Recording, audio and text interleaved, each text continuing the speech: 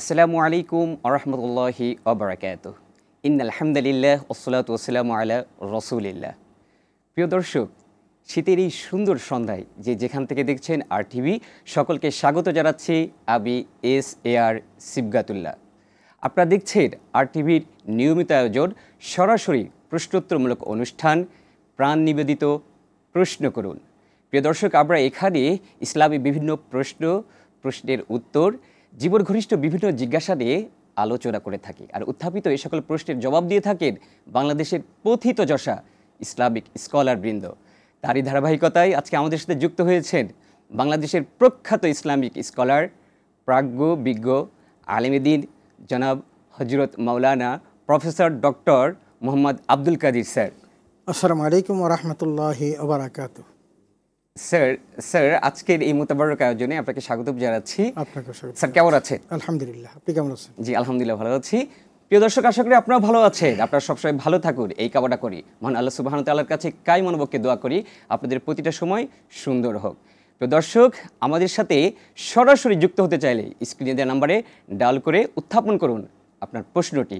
কোরআন এবং সুন্নাহর আলোকে চেষ্টা করব উত্তর দেওয়ার। প্রিয় দর্শক, এছাড়া আমাদের সাথে ফেসবুকে যুক্ত হতে চাইলে ভিজিট করুন www.facebook.com/RTV ইসলামিক শো। প্রিয় দর্শক, চলে যাচ্ছি আজকের আমাদের মূল আলোচনাতে।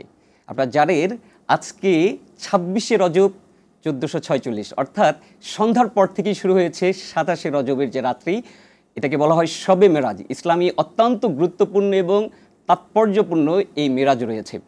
আপনারা শুনে অবাক হয়ে যাবেন যে বিজ্ঞানের অসম্ভবকে সম্ভবকারী যে সকল থিওরি আছে, এই থিওরিকেও চ্যালেঞ্জ ছুড়ে দিচ্ছে এই মিরাজ তত্ত্বটি। একসময় বিজ্ঞান প্রায় বলেই ফেলতো যে মিরাজটা সম্ভব নয়, কিন্তু আইনস্টাইন যখন E=mc², অর্থাৎ থিওরি অফ রিলেটিভিটিটা দিল, যে আপেক্ষিক তত্ত্বের যে সূত্রটি দিল, তারপর থেকে মানুষের কাছে এই মিরাজটা বোঝাটা সহজ হয়ে গেল। অর্থাৎ একটাবার একটু চিন্তা করে দেখুন তো, যে আজ থেকে প্রায় 1400 বছর আগে একজন মানুষ পৃথিবী নামক এই গ্রহটা ত্যাগ করে, আসমান ভেদ করে, বাইতুল মামুর, সিদরাতুল মুনতাহা সব কিছু ত্যাগ করে আল্লাহ সুবহানাহু ওয়া তাআলার দিদারে গিয়েছে। এটা আজ থেকে 1400 বছর আগে। বিজ্ঞানের চরম উৎকর্ষতা ছিল না। মানে হাউ ইজ ইট পসিবল, এটা কীভাবে সম্ভব? আলোচনা করব মেরাজ, ইসরা প্রভৃতি বিষয় নিয়ে। আর আমাদের সাথে আমন্ত্রিত অতিথি হিসেবে যুক্ত হয়েছেন ঢাকা বিশ্ববিদ্যালয়ের প্রাজ্ঞ বিজ্ঞ professor doctor Abdul Kadir sir. আমি সরাসরি চলে যাচ্ছি স্যারের কাছে। স্যার, এই যে ইসরা এবং মেরাজ, এটা নিয়ে যদি একটু প্রাথমিক আপনি একটু বলতেন। ধন্যবাদ বিজ্ঞ উপস্থাপক। সত্যিকার অর্থেই আমরা এই সন্ধ্যা থেকে শুরু হয়ে গেল লাইলাতুল মেরাজ তথা রাসূল আকরাম সাল্লাল্লাহু আলাইহি ওয়াসাল্লামের জীবনের সবচেয়ে মূল্যবান যে মুজিজাতি সংঘটিত হয়েছিল সেটা। আমরা এটাকে দুটো ভাগে বিন্যস্ত করতে পারি, একটা হলো ইসরা আর একটা হলো মেরাজ। ইসরা যেটা, সেটা কোরআন দ্বারা সাব্যস্ত। আমরা সূরা বনী ইসরাঈলের প্রথম যে আয়াতটি, সেখানেই দেখেছি আল্লাহ জাল্লা শাহরুহু এই সম্পর্কে পবিত্র কোরআনুল কারীমে সুস্পষ্ট ব্যাখ্যা দিয়েছেন এবং বলেছেন, সুবহানাল্লাযী আসরা বিআবদিহি লাইলাম মিনাল মাসজিদিল হারাম ইলাল মাসজিদিল আকসা আল্লাযী বারাকনা হাওলাহু লিনুরিয়াহু মিন আয়াতিনা ইন্নাহু হুয়াস সামিউল বাসীর। এই আয়াতে কারিমার মধ্যে স্পষ্ট করে আল্লাহ তাআলা তার নবী মুহাম্মদুর রাসূলুল্লাহ সাল্লাল্লাহু আলাইহি ওয়াসাল্লামকে বাইতুল্লাহিল হারাম থেকে বাইতুল মুকাদ্দাস রাতে ভ্রমণ করিয়েছেন। এই কথাটি একেবারে দিবালোকের মতো স্পষ্ট। এই আয়াতে কারিমার মধ্য দিয়ে আমরা রাসূল আকরাম সাল্লাল্লাহু আলাইহি ওয়াসাল্লামের বাইতুল মুকাদ্দাসে যাওয়ার বিষয়টাকে আমরা সন্দেহাতীতভাবে প্রমাণ করতে পেরেছি এবং সেখানে আমরা এই বিষয়টি আমরা দেখেছি, যেই রাস্তাটি অতিক্রম করতে 1 মাসের বেশি সময়ের প্রয়োজন, সেই জায়গাটিতে রাসূল আকরাম সাল্লাল্লাহু আলাইহি ওয়াসাল্লাম অত্যন্ত দ্রুত গতি সম্পন্ন বাহনে চড়ে তিনি সেখানে গিয়েছেন এবং সেই বাহনটির নাম ছিল বোরাক। বারকুন থেকে বরাক, তার মানে বিজলির মতো তার ক্ষিপ্র গতিতা এবং সে চোখের পলকে যতটুকু দেখত ততটুকু সে এক নিমেষে যেতে পারত। এই জন্য এটাকে বোরাক বলা হয়। এবং সেখান থেকে সে রাসূল আকরাম সাল্লাল্লাহু আলাইহি ওয়াসাল্লামকে নিয়ে তখন বাইতুল মুকাদ্দাসে যান। 4টি মঞ্জিল তিনি অতিক্রম করেন। প্রথম মঞ্জিল ছিল মদিনা মুনাওয়ারা, দ্বিতীয় মঞ্জিল ছিল সিনাই তুর পর্বত, আর তৃতীয় মঞ্জিল ছিল বাইতুল লাহাম তথা হযরত ঈসা আলাইহিস সালামের জন্মস্থান, এবং চতুর্থ মঞ্জিলটি হলো বাইতুল মুকাদ্দাস। একটা বিষয় আমাদের কাছে স্পষ্ট জানা দরকার, আমরা সকলেই এই কথা বলে থাকি যে সৈয়দুল আম্বিয়া ইউল মুরসালিন, আমার নবীর সম্পর্কে এই বিশেষণটা একেবারেই সাজুজ্য। এই কারণে যেহেতু সৈয়দুল আম্বিয়া ইউল মুরসালিন মানে সমস্ত নবী এবং রাসূলদের সর্দার, বাস্তবিক অর্থেই আমার আল্লাহ তাআলা এই রাতে এমন এক ঘটনা ঘটিয়েছেন যেই ঘটনার মধ্য দিয়ে তাকে সৈয়দুল আম্বিয়া ইউল মুরসালিন এটা একেবারে বাস্তবভাবে প্রমাণ করে দিয়েছেন। সেটা হলো বাইতুল মুকাদ্দাসে গিয়ে রাসূল আকরাম সাল্লাল্লাহু আলাইহি ওয়াসাল্লাম দেখলেন অসংখ্য নবী এবং রাসূল অপেক্ষা করছেন যে মুহাম্মদ রাসূলুল্লাহ সাল্লাল্লাহু আলাইহি ওয়াসাল্লাম তিনি আসবেন। এই অপেক্ষার প্রহর যখন শেষ হলো, রাসূল যখন গিয়ে পৌঁছলেন, তখন তারা 2 রাকাত নামাজ পড়লেন এবং সেই নামাজের ইমাম হয়েছিলেন আবার নবী মুহাম্মদ রাসূলুল্লাহ সাল্লাল্লাহু আলাইহি ওয়াসাল্লাম। অতএব লাইলাম বিআবদিহি বলে যে কথাটি বলেছেন সেটা একেবারেই দিবালোকের মতো স্পষ্ট যে রাসূল আকরাম সাল্লাল্লাহু আলাইহি ওয়াসাল্লামের এই ঘটনাটি ঘটেছে একেবারেই জাগ্রত অবস্থায়, ইয়াকজাতান বিবাদানিহি ও রূহিহি, তার মানে দেহ এবং আত্মিক উভয় দিক থেকেই রাসূল আকরাম সাল্লাল্লাহু আলাইহি ওয়াসাল্লাম জাগ্রত ছিলেন এবং তিনি সব কিছু দেখেছেন। আপনি যেমনটি বলছিলেন যে দৈহিক এবং আত্মিক, এটা কিন্তু খুব গুরুত্বপূর্ণ একটি টার্ম। কেন? কারণ বলা হয়ে থাকে যে এটা হয়তো স্বপ্নে হয়েছে, কিংবা আদেও কি একটা মানুষের পক্ষে গ্রহ ত্যাগ করে, মানে পৃথিবীর গ্রহ ত্যাগ করে সেই আরশে আজিমে যাওয়া সম্ভব কিনা। তো এই বিষয়ে যদি আপনি বলতেন যে এটা তো মানে দৈহিক এবং আত্মিক, এটা তো উভয়ই আপনি বললেন, তা যারা শুধুমাত্র আত্মিক বলে তাদের বিপক্ষে আপনি কি বলবেন? আসলে এখানে তো স্পষ্ট কথাটা এরকম যে কানা মেরাজুন নবী সাল্লাল্লাহু আলাইহি ওয়াসাল্লাম ইয়াকজাতান বিবাদানিহি ওয়া রূহিহি, যে লাউ কানাল মেরাজু মানামান, যদি এটা ঘুমের মধ্যে স্বপ্নাদিষ্ট হতো তাহলে কি লাম্মা বাদারা কুফারু কুরাইশ ফি তাকযীবিহি, এটাকে মিথ্যা প্রতিপন্ন করার জন্য কুরাইশরা এতটা পাগল হয়ে যেতেন না। এবং তখন থেকে শুরু করে এই পর্যন্ত এটা নিয়ে অনেক বিতর্ক হয়েছে, অনেক বিতর্ক জন্ম দিয়েছে এবং সর্বশেষ আহলে সুন্নাত ওয়াল জামাত যেটাকে স্বীকৃতি দিয়েছেন যে রাসূল আকরাম সাল্লাল্লাহু আলাইহি ওয়াসাল্লামের এই মেরাজের কথা যখন তিনি পরদিন সকালে প্রত্যুষে যখন বলছিলেন, তখন আবু জাহেল সহ অনেকেই কিন্তু তাকে তিরস্কার করছিল এবং কিছু কিছু মুসলমান যারা দুর্বল ইমানের ছিল তারা কিন্তু আবু জাহেলের সুরে সুর মিলিয়ে বলেছিল না, এটা কোনোভাবেই সম্ভব নয়। কারণ তারা শুধু বাইতুল মুকাদ্দাসে যাওয়ার যে রাস্তাটি সেটাই হিসাব করে দেখলেন যে 1 মাসের অধিক সময় লাগে, তাহলে এটা কেমন করে তিনি গেলেন। এবং তারপর আবার পরে আসছি, আমাদের সামাজিক যোগাযোগ মাধ্যমে একজন জানতে চেয়েছেন যে মানুষ নামাজ পড়ে কিন্তু চরিত্র ভালো না, তার সাথে কি সম্পর্ক রাখা যাবে? আসলে বিষয়টা এটা আমাদের সামাজিক যে প্রথা, সেই প্রথার মধ্যে প্রত্যেকটা মানুষের একটা দাওয়াতের ক্ষেত্র আছে। আমরা যখন কোনো মুসলমান ব্যতীত অন্য কাউকেও পাই তখন তাদের প্রতি আমাদের একটা দাওয়াতের একটা থাকে, ভাই আমাদের ধর্মটা ভালো, তুমি আমাদের ধর্মে আসতে পারো, আমাদের ধর্মের এই বিধিবিধানগুলো তোমার কাছে যদি ভালো লাগে আমার ধর্মটা গ্রহণ করো। এমনকি মৃত্যুর পরবর্তী তোমাদের যে দেহটাকে ভস্মীভূত করা হয়, কেন এত এরকম কেন কষ্ট দেওয়া হচ্ছে, বরং আমাদের মতো যদি তোমরা যদি ইসলাম গ্রহণ করো তাহলে তোমাদের দেহটা ভস্মীভূত হবে না, তোমাদেরকে কবরস্থ করা হবে। আমি দেখেছি এবং শুনেছি অসংখ্য মানুষ শুধু এই একটা কারণে যে তাদের দেহকে ভস্মীভূত করা হয় সেখান থেকে বাঁচার জন্য তারা ইসলাম গ্রহণ করেছে। তার মানে ইসলামের সুশীতল ছায়াতল যখন এসেছে তখনই কিন্তু তাদেরকে আল্লাহ তাআলা কবুল করে নিয়েছেন এবং তারা ইসলামের মধ্যে প্রবেশ করতে পেরেছে। এটা হলো বিধর্মীদের ব্যাপার। ধর্মীয়ভাবে যদি কেউ নামাজ না পড়ে, রোজা না রাখে, তিনি যদি এনকার করেন, অস্বীকার করেন, কোনো ব্যক্তি নামাজ পড়লেন না, সেটা হচ্ছে জঘন্যতম গুনাহ হলো যখন সে নামাজকে অস্বীকার করে যে নামাজ আবার কি আছে, রোজাটা আবার কি, কিসের হজ করা দরকার, এই হজ করা আছে কোরবানি করা অনেক ভালো, অনেক গরিব মানুষ আছে এই লক্ষ লক্ষ টাকা খরচ করে হজ না করে এটা মানুষের মধ্যে বিলিয়ে দিলে অনেক সওয়াব হবে, নাউজুবিল্লাহি মিন যালিক, তারা কিন্তু কাফের হয়ে যাবে যদি এরকম ইনকার করেন। অনেক ধন্যবাদ স্যার। আসলে আমাদের সাথে একজন কলার আছেন, আমরা একটা কল নিচ্ছি। আসসালামু আলাইকুম ওয়া রাহমাতুল্লাহ, কি কোথা থেকে বলছেন? কাইন্ডলি আপনার নাম এবং আপনার প্রশ্নটি উত্থাপন করুন। হুজুর, আমার প্রথম প্রশ্ন হচ্ছে, ফজরের নামাজ কোনো কারণবশত আদায় করতে না পারলে সকাল 7টা থেকে 8টার মধ্যে যদি সুন্নাত সহ আদায় করি, আর ফরজ নামাজ 2 রাকাত যে এটা কাজা নিয়ত করে করতে হবে নাকি ওয়াক্ত ধরে পড়তে হবে? আর 2 নাম্বার প্রশ্ন হলো সূরা ফাতিহা, সূরা ইখলাস যে কোনো সময় পড়া যাবে আর ওযু ছাড়া পড়া যাবে? প্রশ্নটা একটু আস্তে আস্তে করে বলুন। দ্বিতীয় প্রশ্নটা আরেকবার বলুন প্লিজ। দ্বিতীয় প্রশ্নটা আরেকবার বলুন। দ্বিতীয় প্রশ্ন, সূরা ফাতিহা, সূরা ইখলাস যে কোনো সময় পড়া যাবে আর ওযু ছাড়া পড়তে হবে নাকি? ও আচ্ছা আচ্ছা।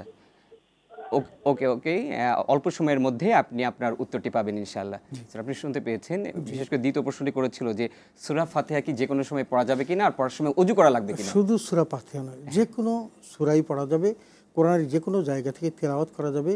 তিনি উজু সহকারে হোক অথবা উজু ছাড়াই হোক, তিনি যদি তেলাওয়াত করেন তাহলে তিনি তেলাওয়াতের সওয়াব পাবেন। শুধু পবিত্র কোরআনকারী মাসহাফ যেটা, সেটা স্পর্শ করা যাবে না উজু ছাড়া বা পবিত্রতা ছাড়া, যেখানে আল্লাহ জাল্লা শানহু স্পষ্ট করে বলেছেন লা ইয়ামাসসুহু ইল্লাল মুতাহহারুন, পবিত্রতা ব্যতীত পবিত্র কোরআন কারীম স্পর্শ করা যায় না। এই জন্য কেউ যদি তার গোসল ফরজ হয়ে থাকে, তিনি কিন্তু কোরআন স্পর্শ করতে পারবেন না।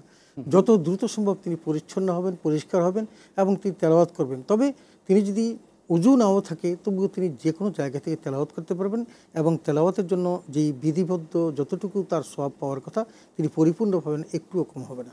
অনেক ধন্যবাদ উস্তাদ। প্রথম প্রশ্নটা তার ছিল, আমাদের বোন জানতে চেয়েছেন যে আসলে বর্তমান কর্পোরেট লাইফে আমাদের অনেক বোনেরা তারা রাত জেগে অনেক সময় কাজ করা লাগে, অফিসের কাজও করা লাগে, এই জন্য ফজরের নামাজটা মিস হয়ে যায়। যেমন আমাদের 6টা 10 পর্যন্ত এখন পড়া যায়, সে কোনো কারণে এটা 7টায় পড়তে পারবে কিনা, আর কাজার নিয়তটা কিভাবে করবে? আসলে ফরজিয়তের ব্যাপারে কোনো কমপ্লেন নেই। আপনি এই কথা বলতে পারবেন না যে আমি এই কারণে নামাজটা পড়ছি না, কারণ নামাজ না পড়ার জন্য আল্লাহ রাব্বুল আলামিন স্পষ্ট জানিয়েছেন ইন্নাস সালাতা কানাত আলাল মুমিনিনা কিতাবাম মাওকুতা, একটা নির্ধারিত সময় দেওয়া আছে। শুধু আপনি এটা কেন, আপনি যদি জোহরের নামাজ আসরের সময় পড়েন, আসরের নামাজ মাগরিবের সময় পড়েন, তাহলে কিন্তু আপনার নামাজ হবে না। আপনাকে নির্ধারিত সময়ের মধ্যেই কিন্তু আদায় করতে হবে। সুতরাং ফজরের নামাজ আপনাকে সুবে সাদেকের শুরু থেকে এবং সূর্য উদয়ের আগ পর্যন্ত যে কোনো এক টাইমে আপনাকে পড়তে হবে। হ্যাঁ, যদি আপনি এমন কোনো অবস্থার মধ্যে পড়লেন যে নিজে কোনোভাবেই জাগ্রত হতে পারলেন না, আজকে বর্তমান প্রেক্ষাপটে অনেক ব্যবস্থা আছে যে আপনি অ্যালার্ম দিয়ে রাখতে পারেন, যে অ্যালার্মের মধ্য দিয়ে আপনি ঘুম থেকে জাগ্রত হতে পারেন।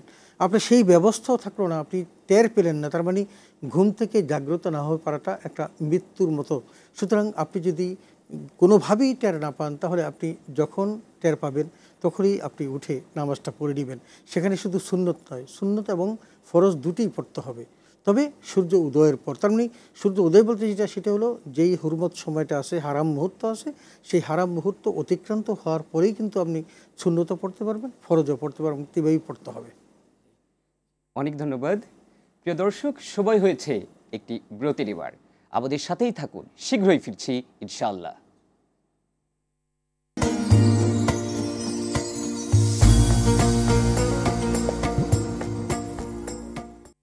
বিরতির পর স্বাগত আরেকবার। দেখছেন RTVর অন্যতম জনপ্রিয় অনুষ্ঠান, সরাসরি প্রশ্নোত্তরমূলক অনুষ্ঠান আর প্রাণ নিবেদিত প্রশ্ন করুন। আমাদের সাথে যুক্ত আছেন ঢাকা বিশ্ববিদ্যালয়ের অধ্যাপক জনাব doctor Mohammad Abdul Kadir sir. Sir, আমরা আলোচনা করছিলাম বিরতির আগে ইসরা এবং মিরাজ নিয়ে। আপনি একটা জায়গায় ছিলেন যে এটা শুধুমাত্র আত্মিক নয়, বরং এটা দৈহিক সরাসরি হয়েছে এবং এটা নিয়ে অনেক মোতাবাতির হাদিস আছে। স্যার, এটা মানে একটু বিজ্ঞানের সাথে একটু সম্পৃক্ত কিনা মিরাজটা, এই বিষয়ে যদি একটু বলতেন। অবশ্যই বিজ্ঞানের সাথে সম্পৃক্ত।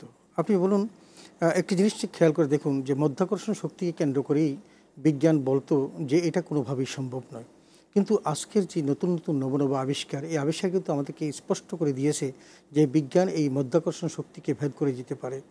আপনাকে দেখি একটা জিনিস বলি যে রাসূল আকরাম সাল্লাল্লাহু আলাইহি ওয়াসাল্লামকে এই মেরাজের পূর্বে হাতিমে কাবা থেকে নিয়ে আসতেন জমজমের পাশে, এবং সেখানে এসে জিবরাইল আলাইহিস সালাম রাসূল আকরাম সাল্লামের বক্ষ বিদীর্ণ করলেন এবং সেখানে তার ওই কলব এটা বের করলেন এবং সেটাকে পরিষ্কার করে আবার স্থাপন করলেন। এই যে রিচার্জ করলেন, এই রিচার্জ করে যখন তিনি এই সফর শুরু করলেন, তারপরে কিন্তু তার মধ্যে এমন একটা শক্তি প্রবেশ করে দিয়েছেন যে ওই মধ্যাকর্ষণ শক্তি রাসূল আকরাম সাল্লাল্লাহু আলাইহি ওয়াসাল্লামকে, এমনকি তার ওই বাহনকে ঠেকাতে সক্ষম হয়নি। এখন মেরাজটা মৌজেজা কেন হলো, সেটা তো একটা বিষয়, দেখার বিষয়। মৌজেজা তো এই কারণেই হয়েছে যে রাসূল আকরাম সাল্লাল্লাহু আলাইহি ওয়াসাল্লাম তথা তার উম্মত, কিয়ামত পর্যন্ত তার উম্মতরা থাকবে। এই উম্মতের মধ্যে এমন কোনো ব্যক্তি এমন কোনো আবিষ্কার করতে পারবে না যে আবিষ্কার রাসূল আকরাম সাল্লাল্লাহু আলাইহি ওয়াসাল্লামের জীবনের সাথে সম্পৃক্ত এবং সেটা ওভারটেক করতে পারে। তার মানে মৌজেজা তাকেই বলা হয় যেটা কারো পক্ষে করা সম্ভব নয়। তার মানে এই যে রাসূল আকরাম সাল্লাল্লাহু আলাইহি ওয়াসাল্লামের উম্মতের মধ্যে কেউ ঊর্ধ্ব জগতে যাবেন, মঙ্গল গ্রহ আবিষ্কার করবেন, গ্রহতে গ্রহান্তরে যাবেন, চাঁদের জগতে পা রাখবেন, এই সমস্ত মানুষগুলো যেন কোনোদিন বলতে না পারে যে আমরা এমন এক জায়গায় গিয়েছি যেটা রাসূল সক্ষম হয় নাই। তার মানে রাসূল আকরাম সাল্লাল্লাহু আলাইহি ওয়াসাল্লামকে আল্লাহ তাআলা এমন এক জগতে নিয়েছেন, সেই সিদরাতুল মুনতাহা আরশি মহল্লা, বাইতুল মামুর এবং একেবারে আল্লাহর কাছে নিয়েছেন। পৃথিবীর এই সপ্ত জমিন, সপ্ত আসমান ভেদ করে স্যার, কারো আমি পক্ষে যাওয়া সম্ভব একটা হবে না। সম্পর্ক বিষয়ে আমি দর্শকদেরকে বলতে চাই। আপনারা শুনেছেন কিনা, স্যার বলছিলেন যে বিশ্বনবী মোহাম্মদ রসুল্লাহ সাল্লাহ ইসলামের এই মেরাজটা এটা একটা সার্বিক বিষয়। অর্থাৎ আপনারা জানেন যে বিজ্ঞানের অনেক থিওরি সেটা পরিবর্তনশীল। যেমন টলেমির অনেক থিওরি পরবর্তীতে বিজ্ঞানীরা এসে সেটা ভুল প্রমাণ করেছে, কিন্তু রাসূল সাল্লাল্লাহু আলাইহি সাল্লাম এমন একটা জায়গা আল্লাহ তাআলা নিয়েছেন যে সেখানে বিজ্ঞান পৌঁছাতে পারবে কিনা সেটা সবাই বলে দিবে। অর্থাৎ রাসূল সাল্লাল্লাহু আলাইহি সাল্লামের মিরাজ তত্ত্বটি বিজ্ঞানের এই বর্তমান সময়ের তত্ত্বগুলোকেও চ্যালেঞ্জ ছুড়ে দিচ্ছে। স্যার, এমনটি আপনি বলছেন? জি, অবশ্যই। তো এই কারণেই মুজিজা তো সেই কারণেই, তার মানে যেটা কেউ করতে সক্ষম হয়নি। যদি এমনটা হতে এই মেরাজের মতো একটা বিষয় যদি না ঘটতো নবীজির জীবনে, তাহলে নব আবিষ্কৃত সেই বিজ্ঞান তাহলে অনেক কিছুই তারা বলতো যে আমরা এত সব কিছু জানি যেগুলো মুহাম্মদ সাল্লাল্লাহু আলাইহি ওয়াসাল্লাম জানতেন না এবং বলতে পারতেন না। তার মানে আল্লাহ তাআলা তাকে এমন এক জগতে নিয়ে গেছেন যেই জগতে তাদের পক্ষে যাওয়া সম্ভব নয়, এমন এক জগতে নিয়েছেন যেখানে বোরাকের যাওয়া সম্ভব নয়, যেখানে জিব্রাইলে যাওয়া সম্ভব নয়। রফরফ নামক নূরের বাহন এসেছে, সেটাও এক জায়গায় গিয়ে স্থবির হয়ে গেছে যে তার পক্ষেও যাওয়া সম্ভব নয়। সেই নূরের জগতে রাসূল আকরাম সাল্লাল্লাহু আলাইহি ওয়াসাল্লাম হেঁটে হেঁটে গিয়েছেন। তার মানে যেই জায়গাতে তিনি গিয়েছেন এই জায়গাতে যাওয়া আর কারো পক্ষে সম্ভব হবে নাই বলে এটা মুজিজা, তার মানে অন্যকে অপারগ করে দেয়। ঠিক তেমনি আমরা অন্যান্য নবীর ক্ষেত্রেও সেটা দেখেছি। অন্যান্য নবীও যেমন, স্যার, যদি একটা প্রশ্ন ছিল আমাদের সামাজিক যোগাযোগের মাধ্যমে, সেটা হচ্ছে যে নামাজ কেউ পড়ছে, ঠিক এই মুহূর্তে দরজায় করাঘাত করলো, এই মুহূর্তে তার করণীয়টা কি? সে কি নামাজ ছেড়ে দিয়ে দরজা খুলবে কিনা? না, তিনি নামাজ ছেড়ে দিয়ে দরজা খোলার কোনোই প্রয়োজন নেই। যিনি আসবেন সূরা নূরের মধ্যে এই সম্পর্কে আলোচনা আছে। তিনি আসছেন, তিনি অপেক্ষা করবেন কতক্ষণ পর্যন্ত? হাত্তা তাস্তানিসু ওয়া তুসাল্লিমু আলা আহলিহা। তিনি যেখানে এসেছেন সালাম দিয়েছেন এবং অপেক্ষা করবেন তাকে এজাজত দেওয়া পর্যন্ত। এখন ঘরের ভিতরে যিনি আছেন তিনি তো নামাজের মধ্যে আছেন, তিনি তো আল্লাহর সান্নিধ্য ছেড়ে তিনি যেতে পারেন না কোনো মানুষের কাজ করার জন্য। অতএব নামাজ যখন শেষ হবে ওই আগন্তুক ব্যক্তি দরজায় দাঁড়িয়ে অপেক্ষা করবে এবং যখন তার সম্পর্কে কনফার্ম হবে অমুকে এসেছে, তখন তাকে অনুমতি দেওয়ার পরেই কিন্তু তিনি ঢুকতে পারবেন। সুতরাং নামাজ বাদ দেওয়ার কোনো সুযোগ নেই। স্যার, আমাদের বর্তমান সময়ে শবে বরাত কি, শবে মেরাজ কি এবং এর ফজিলত কি, এই সকল বিষয়গুলো নিয়ে আলোচনা করা হয়ে থাকে। আপনি দেখছেন যে এই শবে মেরাজ নিয়ে বা ইসরা বা মেরাজ নিয়ে আল্লাহ তাআলা সূরাতুল বানী ইসরাঈলে বলেছেন।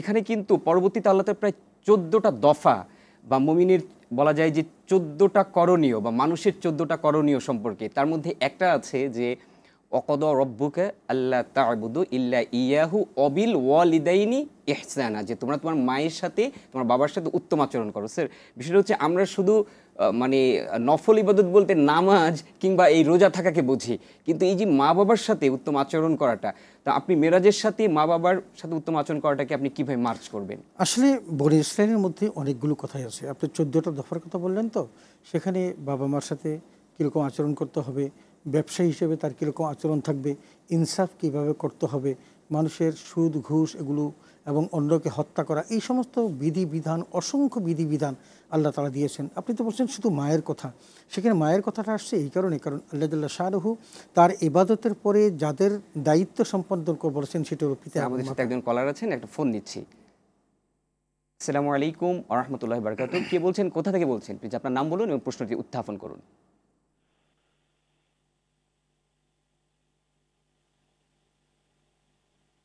হ্যালো, শুনতে পাচ্ছেন? কে বলছেন, কোথা থেকে বলছেন? আপনার নাম বলুন। দুঃখিত, ফোনটা কেটে গিয়েছে। স্যার, আপনি বলছিলেন যে এখানে 14টি দফা, মায়ের সাথে উত্তম আচরণ, তারপরে আছে স্যার ওয়ালা তাকরাবুজ জিনা। আমি দর্শকদের একটু বলতে চাই, আমি স্যারের কাছে ফলোটা দিব যে আল্লাহ তাআলা কিন্তু এর পরেই এই শবে মেরাজের আলোচনাতে যে ওয়ালা তাকরাবুজ জিনা, যে তোমরা জেনার নিকটবর্তী হও না। অর্থাৎ আমরা বর্তমান সময়ে আমরা যারা তরুণ প্রজন্ম, আমরা আমার বন্ধু বান্ধবীর সাথে কথা বলাটাকে অ্যাজ ইউজুয়াল বা স্বাভাবিক মনে করি। অর্থাৎ গোনা করার এই প্রবণতাটাকে আমরা যেন কেন স্বাভাবিক করে ফেলেছি। স্যার, এটা কিন্তু আপনি দেখছেন যে মানে গোনাকে গোনা মনে করছেন না। স্যার, এটা কি আপনি কীভাবে মারছেন? এটা আসলে এখন ফেসবুক বা ইউটিউবের মাধ্যমে এগুলো আরও বেশি ব্যাপক বিস্তৃত হয়েছে এবং এই যে কথা বলছে, অন্যের সাথে কথা বলা, অন্যের সাথে কথা বলতে গেলেই দেখবেন যে আপনার একটা আকর্ষণ তৈরি হয় এবং তাকে দেখার জন্য উদ্গ্রীব হয়। আপনি যদি এই মেরাজকে কেন্দ্র করে যে একটা ঘটনা আপনাকে বলি, হযরত মূসা আলাইহিস সালাতু ওয়াস সালাম তিনি 432 বার আল্লাহর সাথে কথা বলেছেন এবং কথা বলতে বলতে আল্লাহর প্রেমে এতটা পাগল হয়ে গিয়েছিলেন যে তিনি আল্লাহকে দেখতে চেয়েছেন এবং আল্লাহ তাকে নিষেধ করলেন যে লাং তারানি, তুমি আমাকে দেখতে পাবে না। এই ঘটনার সাথে সেটা আমাদের সাথে একজন কলার সংযুক্ত হয়েছেন। আসসালামু আলাইকুম ওয়া রাহমাতুল্লাহি ওয়া বারাকাতুহু। কে কোথা থেকে বলছেন? কাইন্ডলি আপনার নাম বলুন এবং প্রশ্নটি উত্থাপন করুন। জি, আমি শাহিন বলছিলাম ঢাকা থেকে। জি বলুন। জি, আমার প্রশ্ন হলো যে আওয়াবিন সালাত আছে, এটা সকালে রাসূলুল্লাহ সাল্লাম হাদিস দ্বারা সকালে প্রমাণিত নাকি মানে সন্ধ্যায় মাগরিবের পর প্রমাণিত? অনেকে মাগরিবের পর বেদাত বলছে, এই বিষয়ে একটু বলবেন। আর ছেলেরা শুধু যদি আলহামদুলিল্লাহ বলে, কবুল না বলে, তাহলে কি বিয়ে হবে? সম্মতির এটা জানতে চাচ্ছি। জি দর্শক, খুব শীঘ্রই আপনি আপনার উত্তরটি পাবেন ইনশাআল্লাহ। স্যার একজন আসলে জানতে ছিল আমরা যেটা জানি যে আওয়াবিন নামাজটার ক্ষেত্রে সেটা মাগরিবের পরে, জি আওয়াবিন নামাজটা মাগরিবের পরেই পড়তে হয় এবং সেখানে 2 রাকাত করে 6 রাকাত নামাজ পড়তে হয়। তো সেটা বিতর্কে কেউ বলছেন ফজরের পরে, কিন্তু ফজরের ব্যাপারে আমরা খুব সহি কোনো দলিল পাইনি। ম্যাক্সিমাম যে দলিলগুলো পাওয়া যায় সেগুলো প্রত্যেকটাই মাগরিবের পরে। আর আরেকটা জিনিস তিনি যেটা বলেছিলেন সূরা ফাতিহা নাকি দ্বিতীয়বার, কি বললেন সেকেন্ড প্রশ্নটা? স্যার এটা আমরা আমরা আমরা যদি এখন আলহামদুলিল্লাহ বা কবুল বলার ক্ষেত্রে, না সেটা হলো বিবাহের ক্ষেত্রে যখন প্রস্তাব করা হয়, একজন প্রস্তাব করেন আরেকজন কবুল বলেন। প্রথমত মেয়ের কাছ থেকে প্রস্তাব নিয়ে আসা হয়, তার কাছ থেকে এজেন্ট নিয়ে আসা হয়, তারপর ছেলেকে এসে তার সম্পর্কে প্রস্তাব দেওয়া হয়, তিনি তখন বলেন। কিন্তু এই অনেক সময় যে আলহামদু দিয়েও কিন্তু সেটা প্রমাণিত হয়। তার মানে তাকে যখন প্রস্তাব করা হলো যে অমুকের কন্যার সাথে আপনার বিবাহ এত টাকা মোহর ধার্য করে সম্পন্ন করা হচ্ছে, আপনি রাজি আছেন কিনা, সেক্ষেত্রে তিনি আলহামদুলিল্লাহ যদি বলেন তাহলে এটাও কিন্তু কবুলিয়তের পর্যায়ে, এটা অস্বীকার করার কোনো জোর নেই। আচ্ছা স্যার, একটা বিষয় হচ্ছে মেরাজ, এটা তো একটা স্বাভাবিক কোনো ঘটনা নয় স্যার। এটা নিয়ে কিন্তু সমাজে বিভিন্ন ভুল তথ্য প্রচলিত আছে। যেমন স্যার রাসূল সাল্লাল্লাহু আলাইহি সাল্লাম অজু করে গিয়েছেন এত অল্প টাইমে, যে অজুর পানি তখনও গড়াচ্ছিল, তার ঘরের শিকলটা নড়ছিল। তো স্যার এই প্রচলিত তথ্যগুলো আসলে এই বিষয়টা নিয়ে এরকম বলা হচ্ছে, এটা কিছু আকলি দলিলও দেওয়া আছে। স্যার আমি আপনার কাছে শুনবো। স্যার একটা ফোন আছে। আসসালামু আলাইকুম ওয়া রাহমাতুল্লাহ। কে কোথা থেকে বলছেন? কালে আপনার নাম বলুন, প্রশ্ন উত্থাপন করুন। হ্যালো। ওয়ালাইকুম আসসালাম ওয়া রাহমাতুল্লাহ। জি বলুন। আমি বগুড়া থেকে বলছি, আব্দুল বাসেত বলছিলাম। আমি আব্দুল বাসেত বলছি বগুড়া থেকে। জি জি বলুন, শুনতে পাচ্ছি। আমি রাসূল পাক সাল্লাল্লাহু আলাইহি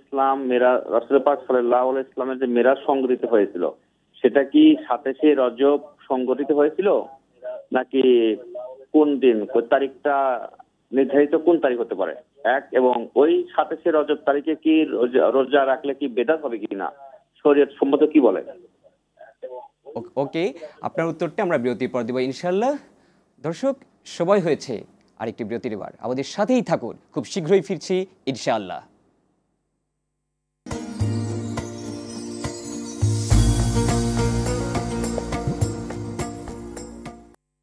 বিরতির পর স্বাগত আরেকবার। দেখছেন প্রাণ নিবেদিত প্রশ্ন করুন। স্যার, বিরতির আগে আমাদের কাছে একজন ভাই জানতে চেয়েছিলেন যে মিরাজটা কি আসলে 27শে রজবই সংগঠিত হয়েছিল কিনা। আসলে দিনটা নিয়ে জমহুর উলামায়ে কেরাম একমত। 27 তারিখ 26 তারিখ দিবাগত রাত, এটাতে একমত যে 26 তারিখ। কিন্তু মাসটা নিয়ে একটু বিতর্ক আছে, একতলাফ আছে। কেউ বলেছেন এটা রজব মাসের 27 তারিখে, আর কেউ বলেছেন রমজান মাসে। তবে অধিকাংশ মত যে রজব মাসে, এবং সেই হিসাবে কিন্তু এটা পালন করা হয়। তবে ডেটটা ঠিক আছে যে 26শে রজব। আমরা রজব ধরি আর রমজান ধরি, কিন্তু ডেট 27 তারিখে। ওকে স্যার, একটা বিষয় হচ্ছে যে আমাদের সবে মেরাজ কেন্দ্রিক কোনো রোজা আছে কিনা, এটা কি আসলে সবাই মেরাজ কেন্দ্রিক কোনো রোজা নেই, কোনো আমল নেই। আপনি যে কোনো সময় আমল করতে পারেন। একটা বিষয় আপনি মনে রাখবেন, আমরা ফরজ এবাদতের বাহিরে ওই জাতীয় কোনো এবাদত করা এটা অত্যন্ত গুরুত্বপূর্ণ। যেমন রাসূল আকরাম সাল্লাল্লাহু আলাইহি ওয়াসাল্লাম হাদিসে কুদসির মধ্যে যে বিষয়টি বলেছেন যে নফল এবাদতের মাধ্যমে আল্লাহ তাআলার সাথে বান্দার সম্পর্ক তৈরি হয়, এবং হাদিসের শেষ অংশে বলে হাত্তা আহবাবতুহু, যে আমি বান্দাকে ভালোবাসতে শুরু করি। এবং অন্য একটা হাদিসের রেফারেন্স দিয়ে বলেছেন যে আল্লাহ যদি কাউকে ভালোবাসে, তখন আল্লাহর ওই মানুষের চোখটি আল্লাহর চোখ হয়ে যায়, তার হাতটি আল্লাহর হাত হয়ে যায়, তার কানটি আল্লাহর কান হয়ে যায়। তার মানে ওই ব্যক্তিটি যখন আল্লাহর কাছে যা বলে আল্লাহ তাই কবুল করে। এখন প্রয়োজন হলো আল্লাহকে আল্লাহর মতো করে ধরে তার সাথে একটা সম্পর্ক তৈরি করা। সেই সম্পর্ক তৈরি করতে হলে বেশি বেশি করে নফল ইবাদত করতে হবে। আর এই নফল ইবাদতটা কিন্তু এত গুরুত্বপূর্ণ যে যদি আপনি একটু খেয়াল করেন, রাসূল সাল্লাল্লাহু আলাইহি ওয়াসাল্লাম বলেছেন আউয়ালু মা ইউহাসাবু বিহিল আবদু ইয়াউমাল কিয়ামাতি আস-সালাহ। নামাজের হিসাবটাই সর্বপ্রথম হবে, এবং নামাজের হিসাব করে যখন বান্দার হিসাব যখন যথাযথ হবে না, তখন ফেরেশতা আল্লাহকে বলবে, আল্লাহ তোমার বান্দার নামাজের হিসাব দেখলাম পরিপূর্ণ হয়নি, 60% 70% বাকি তো হয়নি। স্যার আপনি যে নফল ইবাদতের কথা বলছিলেন, স্যার কোরআনে কিন্তু একটা আয়াতও আছে যে ওয়ামিনাল লাইলি ফাতাহাজ্জাদ বিহি নাফিলাতান লাক। রাসূল কিন্তু তিনি তাহাজ্জুদ নামাজ পড়তেন, এমনভাবে পড়তেন যে মনে হতো যে এটা আমাদের হয়তো ওয়াজিব হয়ে যাবে, কিন্তু তিনি মাঝে মধ্যে বাদ দিয়েছেন বিধায় এটা আমাদের উপর ওয়াজিব হয়নি। স্যার এই যে মানে নফল ইবাদতের ক্ষেত্রে হযরত আয়েশা সিদ্দিকা রাদিয়াল্লাহু তাআলা আনহা কীভাবে বলেছেন যে রাসূল রজব এবং শাবান মাসে এমনভাবে রোজা রাখতেন যে অন্য মাসে রাখতেন না। তার মানে এটা কি স্যার বলা যায় যে হয়তো আর এক মাস পরে রমজান, আমাদের সে কাঙ্ক্ষিত রমজান, এটা কি রমজানের প্রস্তুতিমূলক মাস এরকম? অবশ্যই অবশ্যই। যেমন ধরুন রাসূল আকরাম সাল্লাল্লাহু আলাইহি ওয়াসাল্লাম আমলগুলোর ক্ষেত্রে রজব মাস আসার সাথে সাথে তিনি পড়তে শুরু করেন আল্লাহুম্মা বারিক লানা ফি রজব ওয়া শাবান ওয়া বাল্লিগনা রমাদান। এটা তার কমন একটা দোয়া ছিল, আমাদের জন্য বলেছেন যে আমরা যেন এটা বলি। কেন বলি? কারণ আমরা মাহে রমাদান এমন একটি মাস আমাদের কাছে আসতে যাচ্ছে যে মাসটি অত্যন্ত বরকতময়, এবং সেই মাসে একটি রাত আছে যেটা হাজার মাসের চাইতে উত্তম। ওইটাকে সেলিব্রেট করার জন্য প্রত্যেকটা মানুষের একটা প্রস্তুতি নেওয়া উচিত। আপনি যদি সারা বছর রোজা রাখলেন না, তাহলে আপনার ওই মাহে রমাদানে রোজা রাখতে কষ্ট হবে। সেই কারণে এই রজব মাস এবং শাবান মাস এই দুই মাস আমাদের সাথে একজন কলার আছেন। আসসালামু আলাইকুম ওয়া রাহমাতুল্লাহি ওয়া বারাকাতুহু। কি বলছেন, কোথা থেকে বলছেন, প্লিজ আপনার প্রশ্নটি করুন। বলছি যে ওই যে সবাই বরাতে বলে অনেকে যে রুটি হালুয়া খাওয়া বেদাত, এটি আবার পূর্বে থেকে খাইছে বলছে সবাই দেখছি। স্যার জানতে চেয়েছেন যে শবে বরাতে যে রুটি হালুয়া খাওয়ার যে বিষয়টা, এটা বলতে। আসলে শবে বরাতকে কেন্দ্র করে রুটি হালুয়া খাওয়ার তো আসলে প্রচলনটা না, প্রচলনটা হলো ইবাদত করা। আপনি লাইলাতুন নিসফি মিন শাবান, এটা তো এখন অনেকে বলারও চেষ্টা করেন শবে বরাত বলতে কিছু নেই, কিন্তু শবে বরাত যদি না থাকে লাইলাতুন নিসফি মিন শাবান তো আছে, ওটাকে আপনি ইগনোর করবেন কেমন করে? আমরা লাইলাতুল কদর, লাইলাতুল বারাত এগুলো আমরা পেয়েছি, এবং এগুলোর মধ্যে দিয়ে আমরা ইবাদতের একটা স্বাদও পেয়ে থাকি। আগে তো এই লাইলাতুল বারাত এবং লাইলাতুল শবে বরাত এবং শবে কদরের মধ্যে মানুষ সারা রাত কী করতেন? ইবাদত বন্দেগীতে কাটাতেন। তা আমি মনে করি যে ইবাদতের জন্য এই রাতটাকে যে বেছে নিতে পারি, একটা রাতের ইবাদত যদি আল্লাহ কবুল করেন সেটাই বা কম কিসে। তবে আমি সাবধান করি সকলকে এইভাবে যে আপনি এই শবে বরাতের সারা রাত ভর ইবাদত কেন, হাজার রাকাত নামাজও যদি পড়েন, যদি আপনার 2 রাকাত ফজরের ফরজ ছুটে যায় তাহলে সমান হবে না। অতএব ইবাদতটা এমনভাবে করতে হবে যাতে করে আপনার ফরজের মধ্যে কোনো খরলিয়ত তৈরি না হয় এবং ফরজ ছুটে না যায়, এভাবে চিন্তা করতে হবে। অনেক ধন্যবাদ স্যার। স্যার আরেকটা বিষয় হচ্ছে একদম অনেকের চাওয়া, বর্তমান মসজিদগুলো যেন মানে চেয়ারম্যান বলে যে একটা শব্দ আছে যে চেয়ারম্যানদের একটা আস্তানা, অর্থাৎ বলা যায় যে প্রথম কাতার দ্বিতীয় কাতার চেয়ার ভরে যায়, কিন্তু আমরা হাদিসে দেখি যে চেয়ারের আওয়াজ পড়ার একদম সরাসরি করে ইঙ্গিত পাওয়া যায় না। তো আপনি এই ক্ষেত্রে কি বলবেন যে চেয়ারের আওয়াজ পড়াটা বৈধ কিনা? আমি অনেকগুলো বই পড়েছি, এবং বিশেষ করে বাংলাদেশের ইসলামিক ফাউন্ডেশন থেকে মুফতি আবদুল্লাহ সাহেব যে বইটি লিখেছেন, আমি আরও কয়েকজন ব্যক্তির বই পড়েছিলাম, কেউ কিন্তু চেয়ারে বসে নামাজ পড়াটাকে জায়েজ বলেন নাই, স্বীকৃতি দেন নাই। তো আল্লাহ কি বলেছেন? আল্লাযীনা ইয়াযকুরুনাল্লাহা কিয়ামান ওয়া কুউদান ওয়া আলা জুনুবিহিম। 3টা স্তরে নামাজ পড়া যায়। একটু কিয়াম, তার মানে ফরজ, যদি তা না পারে তো বসে বসে, কিন্তু সেই বসা কোনটা? চেয়ার না, সেই বসাটা হলো আপনি যেই হালতে নামাজের মধ্যে বসেন তাশাহুদের মধ্যে, সেই বসা। এখন কারো যদি কোনোভাবেই পড়ার কোনো সুযোগ না থাকে, তিনি যদি এই চেয়ারে বসেও তারা কমফোর্ট ফিল করেন এবং তিনি ওভাবে বসতে পারেন, কারণ পায়ে তার ব্যথা আছে, তিনি পড়বেন যেভাবে তার নামাজ পড়া কি সম্ভব হয় সেভাবে তিনি পড়বেন, কোনোভাবেই না। একেবারেই তিনি বসেও পারছেন না, তখন তিনি শুয়ে শুয়ে নামাজ পড়বেন, তারপরেও কিন্তু নামাজ বাদ দেওয়ার কোনো সুযোগ নেই। অতএব আমরা যেভাবে নামাজ পড়তে গেলে চেয়ারে বসে কেন, আমি চেয়ার বা ওই বসে একেবারে তাশাহুদের মতো বসে নামাজ পড়া যদি আমার পক্ষে সম্ভব হয়, যেহেতু চেয়ারের ক্ষেত্রে অনেকেই বলেছেন, আমরা কেন বলেছেন এটা কারণও আছে, সারা জগৎ তিনি ঘুরে আসলেন অথচ মসজিদে এসে চেয়ারে বসে নামাজ পড়েন, এটা একটা বেয়াদবিও বটে। আমার মনে হয় এই কাজটা যদি সম্ভব হয় না করাটাই উত্তম। কিন্তু তিনি যদি আর এই চেয়ারে বসা ছাড়া অন্য কোনো উপায় না থাকে, তাহলে তিনি চেয়ারে বসবেন, যে কোনো মূল্যে তিনি নামাজ পড়বেন, এটি হলো বিধান। অনেক সুন্দর, আপনি খুব সুন্দর করে বলছিলেন স্যার। স্যার একটা বিষয় হচ্ছে যে বাংলাদেশের যুবকরা মানে এরা তো মূল শক্তি, তো দেখা যায় যে তারা লেখাপড়া শেষ করে বেকারত্বের যে আঘাত সেখান থেকে বাঁচার জন্য ব্যাংকে জয়েন করে। তো অনেক সময় প্রশ্ন করে যে ব্যাংকে জব করাটা আসলেই বৈধ কিনা বা জায়েজ কিনা, এই বিষয়ে বলতে। আসলে এখানে দুটো দিক আছে ব্যাংকিংয়ের মধ্যে, দুটো সাইড, একটা হলো ইসলামিক ব্যাংক, একটা হলো কনভেনশনাল ব্যাংক। এখন ইসলামী ব্যাংকের যাত্রা শুরু হয় 1983 থেকে। তারপরে তো এখন ইসলামী ব্যাংকের রমরমা এমন অবস্থা যে কোনো কনভেনশনাল ব্যাংকেরই অনেকগুলো উইন্ডো আছে যারা ইসলামী ব্যাংকিং করে। তার মানে এটা আমাদের দেশের মানুষের কাছে অ্যাকসেপ্টেবল হয়েছে যে তারা ইসলামী ব্যাংকিং করতে পছন্দ করে, তারা সুদ খেতে চায় না। আল্লাহ বলেছেন আহাল্লাহুল বাইআ ওয়া হাররামা রিবা। এখন হারাম বা রিবা, এই হারাম কাজ করতে কেউ চাচ্ছেন না, এই জন্য তারা ইসলামী ব্যাংকিংয়ের কাছে যাচ্ছেন। এখন কেউ যদি কনভেনশনাল ব্যাংক বাদ দিয়ে ইসলামী ব্যাংকিং করেন এবং সেই ইসলামী ব্যাংকের শরিয়া বোর্ড যদি পারমিট করে এবং সে অনুসারে যদি তিনি তার ব্যাংকিং করেন, তাহলে এখানে কনভেনশনাল ব্যাংকিংগুলোই কিন্তু একটা ভালো অবস্থানে আছে। আপনি সোনালী ব্যাংক দেখেন, আপনি জনতা ব্যাংক দেখেন, তো এই ক্ষেত্রে আমাদের অনেক ভাইয়েরা এখানে চাকরি করেন, অনেক বোনেরও চাকরি করেন। তো এই ক্ষেত্রে স্যার কি হবে? এই বিষয়ের পরামর্শটা এরকম যে আসলে ক্রমান্বয়ে যদি এরকম আমরা ফুললি ইসলামী ব্যাংকিং মুখী হতে পারতাম, তাহলে কনভেনশনাল ব্যাংকের কোনো প্রয়োজন হতো না। এখন কোনো ব্যক্তি তিনি তার জীবন জীবিকা নির্বাহের জন্য একটা ব্যবস্থার মধ্যে আছেন, তিনি যদি চেষ্টা করেন, আল্লাহ তাআলা কি বলেছেন, ওমাই ইয়াত্তাকিল্লাহা ইয়াজআল লাহু মাখরাজা ওয়া ইয়ারযুকহু মিন হাইসু লা ইয়াহতাসিব। আপনার রিজিক তো আল্লাহ তৈরি করে রেখেছেন, বন্টন করে রেখেছেন, আরযুকু মাকসুম। এখন সেই বন্টনকৃত রিজিক আপনার কাছে আসবে। এখন আপনি কিভাবে এটা পেতে চাচ্ছেন, হালালভাবে নাকি হারামভাবে?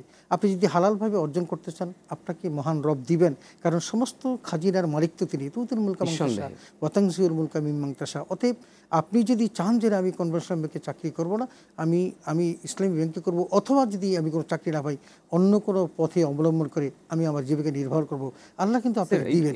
একটু সম্পূরক বিষয়, সেটা হচ্ছে যে আসলে ব্যাংকিং ব্যবস্থা ছাড়া তো কিন্তু অর্থনৈতিক কিংবা একটা দেশ চলবে না। তো এই ক্ষেত্রে আমাদের আলিম ওলামাদের তো করণীয় আছে যে এই ব্যাংকিংগুলোকে নিরুৎসাহিত করে, ইসলামী ব্যাংকিংগুলোকে ফ্লারিশ করা, এগুলো কি আমাদের দায়িত্ব আছে? তো অবশ্যই দায়িত্ব আছে। আলিম ওলামা কি মানে কোনো প্রশ্নের সম্মুখীন আল্লাহর কাছে হবে কিনা? না, যদি তারা দায়িত্ব পালন না করে তাহলে তো হবেন। এখন দায়িত্ব পালন করার ক্ষেত্রে যদি আপনার রাষ্ট্রীয় কোনো বিধান আপনার জন্য প্রতিবন্ধক হয়ে দাঁড়ায়, সেখানে আপনি কিছু করার নাই, কিছু করার থাকবে না। যেমন ধরুন যে ইসলামী ব্যাংকে যদি কেউ অর্থ রাখে, সেখানে তার যে পরিমাণ মুনাফা পাওয়ার কথা, সেটা তিনি কিন্তু কাঙ্ক্ষিত মুনাফা পাচ্ছেন না। কেন পাচ্ছেন না? কারণ বাংলাদেশ ব্যাংকের একটা বিধিবদ্ধ আইন আছে যে আপনি ওটাকে ওভারটেক করে প্রত্যেকটা ব্যাংকে, কনভেনশনাল ব্যাংক হোক আর ইসলামী ব্যাংক হোক, কী পরিমাণ প্রফিট দিতে পারবে সেটা নির্ধারণ করা আছে। সুতরাং আপনি চাইলেও তো দিতে পারছেন না। ইসলামী ব্যাংক যে পরিমাণ মুনাফা করে সেটাকে তারা দিতে পারতেছে, তারাও দিতে পারতেছে না। অতএব এটা যেহেতু আপনার সেন্ট্রাল ব্যাংক নিয়ন্ত্রণ করছে এবং তাদের আপনাকে চাপিয়ে দিচ্ছে, সেই ক্ষেত্রে আপনাদের কোনো কিছু করার নেই। অতএব আপনাকে বোঝাতে হবে মানুষ যেন ইসলামী ব্যাংকিংয়ের দিকে যায় এবং ইসলামী ব্যাংকিংয়ের মধ্য দিয়েই তিনি তার জীবন জীবিকার ব্যবস্থা করেন। কিন্তু কনভেনশনাল ব্যাংকে তার যে সুদটা আসে, এটাকেও ইউটিলাইজ করার অনেকগুলো মাধ্যম আছে। আপনি দেখেন আপনার পরিবার পরিজনদের মধ্যে অনেক লোক আছে যারা গরিব, আপনি তাদেরকে দেন না, সওয়াব না করার আশায় যদি তাদেরকে দেন, তার তো উপকার হলো, তিনি তো পারবেন। আপনাকে অনেক অনেক ধন্যবাদ, আপনার মহামূল্যবান সময় ব্যয় করে আপনি আমাদের স্টুডিওতে এসেছেন। দর্শক, আপনারা দেখছেন প্রাণ নিবেদিত প্রশ্ন করুন। দেখা হচ্ছে আগামী পর্বে। ঠিক সে নাগাদ ভালো থাকুন, সুস্থ থাকুন, সকলের জন্য শুভকামনা। আসসালামু আলাইকুম ওয়া রাহমাতুল্লাহি ওয়া বারাকাতুহু।